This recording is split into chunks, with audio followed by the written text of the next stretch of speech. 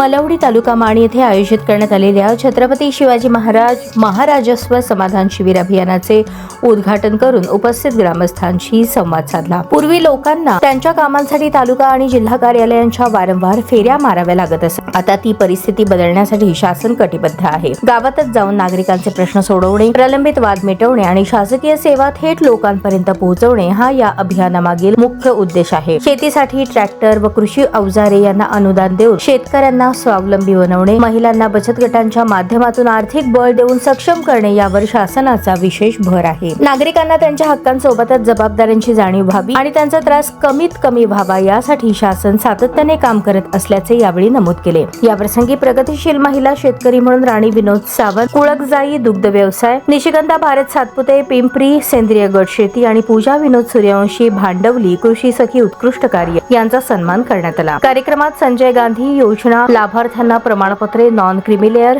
जात व उत्पन्न दाखले वितरित करण्यात आले। यासोबतच डॉक्टर बाबासाहेब आंबेडकर कृषी स्वावलंबन योजना, नवीन विहीर बांधकाम, पाणंद रस्ता कार्यारंभ आदेश तसेच ठिबक सिंचन आणि फळबाग लागवडीसाठी मंजुरी आदेश देण्यात आले। कृषी विभागाच्या कृषी यांत्रिकीकरण योजनेअंतर्गत रोटावेटर, ट्रॅक्टर आदींचेही वितरण करण्यात आले। या कार्यक्रमाला सातारा जिल्हा परिषदेचे माजी सदस्य तथा माण पंचायत समितीचे विद्यमान सदस्य अर्जुन तात्या काळे, जिल्हा परिषद सदस्य सिद्धार्थ नागरी सहकारी पतसंस्थेचे चेअरमन अरुण गोरे, पंचायत समिती सदस्य बाळासाहेब कदम, आंधळी गावचे आदर्श सरपंच दादासाहेब काळे, प्रांताधिकारी उज्ज्वला गाडेकर, तहसीलदार विकास अहिर, सरपंच दीपाली जगदाळे, भारतीय जनता पक्षाचे सातारा जिल्हा उपाध्यक्ष किसन सस्ते, नायब तहसीलदार श्रीकांत शेंडे, योगिता ढोले, खुशबू चौधरी तसेच विविध विभागांचे अधिकारी, कर्मचारी आणि परिसरातील ग्रामस्थ मोठ्या संख्येने उपस्थित होते।